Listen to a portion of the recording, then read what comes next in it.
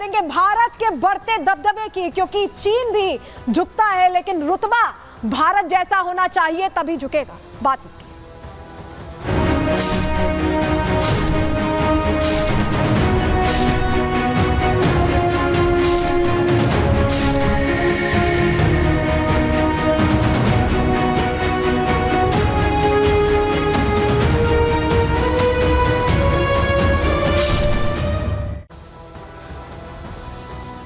सीमा विवाद चीन के साथ बहुत सालों से है। एलएसी को लेकर आपने तमाम खबरें सुनी होंगी और बहुत बार सुनी होंगी, लेकिन इस विवाद में भारत ने अपर हैंड अब रख लिया। सोचिए, चीन जो दूसरे देशों को, छोटे बड़े देशों को आंखें दिखाता है, अपना एक रुतबा समझता है कि चीन सबको दबा लेगा, वो चीन आखिर इतना मजबूर कैसे हो गया कि खुद आगे बढ़ के भारत से बात आगे करने की पहल करने लगा।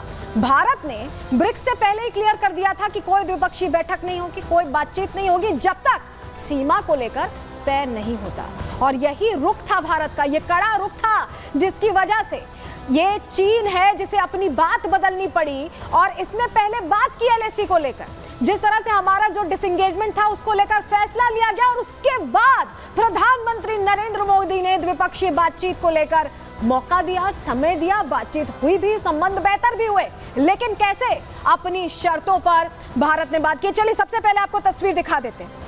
वार्ता से पहले ही शर्त रखी थी और ऐसे में वो शर्त मानने पर क्यों मजबूर हुआ चीन, आज आपको इसको पूरी जानकारी इस पर देंगे। लेकिन तस्वीर देखिए, ये आपको ब्रिक्स समिट की तस्वीरें दिखा रहे हैं जहां पर अहम मुद्दों पर चर्चा हुई है और कूटनीतिक जीत, इसे भारत की यूं ही नहीं कहा जा रहा है, क्योंकि चीन तो ऐसा है, ड्रैगन तो ऐसा है कि सबको आंखें दिखाता है।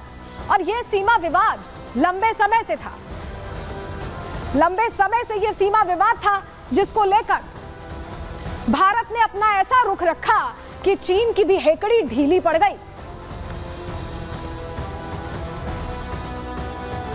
तो इस बातचीत से पहले भारत ने कड़ा रुख कैसे अख्तियार किया, कैसे आंखें तरेरी भारत ने, चलिए जानकारी आपको सबसे पहले बता देते हैं। देखिए, एलएसी पर 4 साल का तनाव अब कम हो रहा है, आज से शुरुआत हो गई। ब्रिक्स सम्मेलन से पहले डील हुई थी, क्योंकि भारत ने कहा था कि बातचीत तभी होगी जब डील हो पाएगी। कजान में भारत और चीन के बीच द्विपक्षीय वार्ता इसीलिए हो पाई, हमने आपको तस्वीर भी दिखाई, और वार्ता के बाद अब बॉर्डर पर आज से असर दिखने लगा है। पूर्वी लद्दाख में सैनिकों की वापसी शुरू हो चुकी है। देपसांग और डेमचोक से पीछे हट रही है सेनाएं। जी हाँ, चीन की सेना भी पीछे हट रही है। चीनी सेना ने जो अपना वहां पर रिहाइश बना रखी थी, वो जो तंबू बनाए रखे थे, वो भी उखाड़ दिए हैं।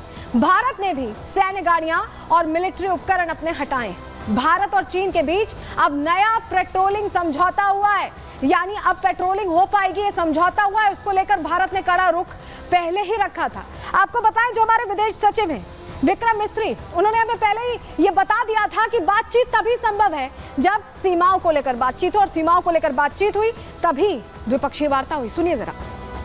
I can share with you that over the last several weeks, Indian and Chinese diplomatic and military negotiators have been in close contact with each other in a variety of forums. And as a result of these discussions, agreement has been arrived at on patrolling arrangements along the line of actual control.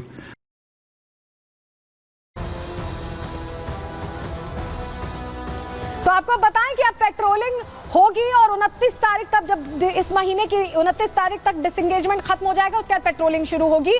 सेनाओं के पीछे हटने के बाद साल 2020 वाले हालात फिर से बन जाएंगे। जी हाँ, देमचोक और देपसांग में दोनों तरफ से पेट्रोलिंग होगी, जिसको लेकर तैयारी कर ली गई है और 10 दिन बाद शुरू हो सकती है, क्योंकि मैं आपको बता रही हूँ कि पहले डिसएंगेजमेंट पूरा होगा। पेट्रोलिंग के लिए 2 शर्तें, 2 मॉडल्स तय किए गए हैं। दोनों सेनाएं अलग अलग दिन पेट्रोलिंग करेंगी, जिससे गलवान जैसे हालात ना बने, क्लैश ना हो। पेट्रोलिंग की सूचना एक दूसरे को देनी होगी, जी हाँ, जानकारी भी देनी होगी। 21 अक्टूबर को नया पेट्रोलिंग समझौता हो गया है, तो ऐसे में बड़ा फैसला ले लिया गया है। समझौता अब हो चुका है और इसको लेकर अब तैयारी पूरी है। एक सिवाच रक्षा विशेषज्ञ से हमने समझने की कोशिश की कि इस फैसले का कैसा असर ग्राउंड पर दिखेगा। सुनिए जरा। जो अभी कार्रवाई हो रही है वो काबिल तारीफ है, इसमें कोई शक नहीं। जो देपसांग और डेमचौक में एक ऐसी स्थिति पैदा हो गई थी जो eye ball to eye ball थी, क्योंकि अगर मैं अपने व्यूअर्स को बताएं, पहले गोगरा, हॉटस्प्रिंग और नॉर्थ और साउथ पंगांगसो और प्लस गलवान के अंदर जो डिसएंगेजमेंट हो चुकी थी, मगर जो देपसांग और डेमचौक में नहीं हुई थी। तो जो अब कार्रवाई हो रही है वो बहुत अच्छी पहल है।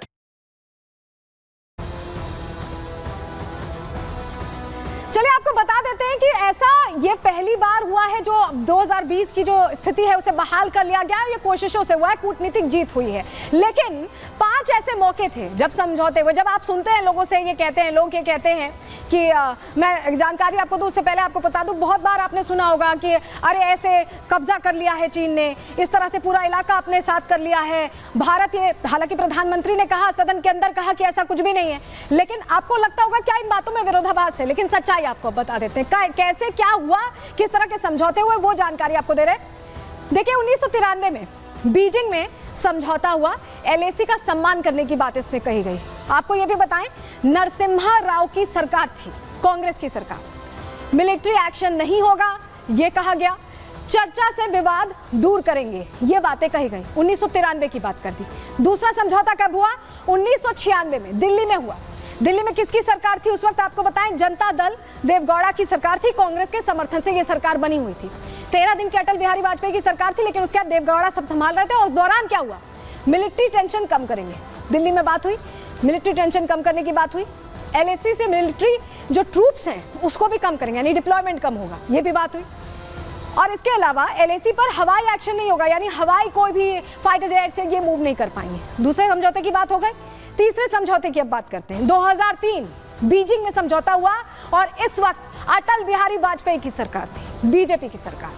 चीन ने सिक्किम को भारत का हिस्सा माना। चीन बहुत से इलाकों को अपना कहता है, अरुणाचल प्रदेश को भी अपना कहता है, सिक्किम को भी अपना कहता था, लेकिन सिक्किम को अपना नहीं माना और कहा कि वो भारत का हिस्सा है। तब अटल बिहारी वाजपेयी की सरकार में ये बड़ी बात हुई। उसके बाद चौथा समझौता कब हुआ? 2005 दिल्ली में हुआ।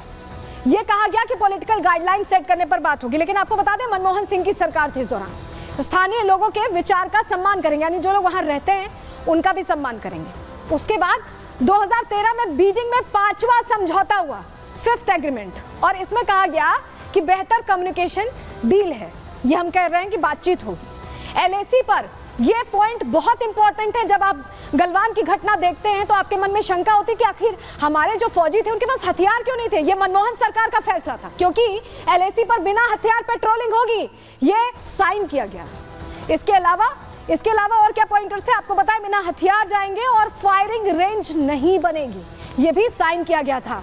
चीन ने इन फैसलों को नहीं माना, वो अपने फैसलों से पलट गया, लेकिन मनमोहन सरकार के दौरान हुए इन फैसलों की वजह से यह हाल हुआ कि इस तरह की गलवान की घटना सामने है। लेकिन चीन अब हमारे दबदबे की वजह से, भारत के दबदबे की वजह से मजबूर हुआ है। क्यों मजबूर हुआ है? क्या एंगल है? क्या वजह है? डिटेल रिपोर्ट आपको दिखा रहे हैं।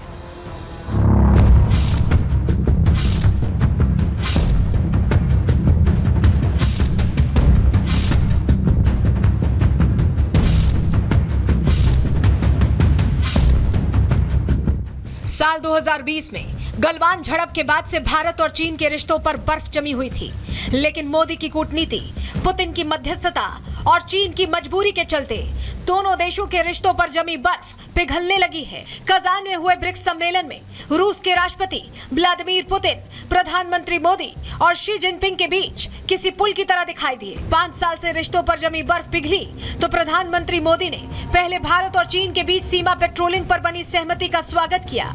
साथ ही शी जिनपिंग से 2 टूक शब्दों में कह दिया कि दोनों देशों के बीच अच्छे संबंधों के लिए सीमा पर शांति बने रहना सबसे जरूरी है। आपसे मिलकर खुशी है, और जैसा आपने कहा 5 साल के बाद हमारी ये फॉर्मल मीटिंग हो रही है। हमारा मानना है कि भारत और चीन के संबंधों का महत्व केवल हमारे लोगों के लिए ही नहीं, लेकिन वैश्विक शांति, स्थिरता और प्रगति के लिए भी हमारे संबंध बहुत अहम है।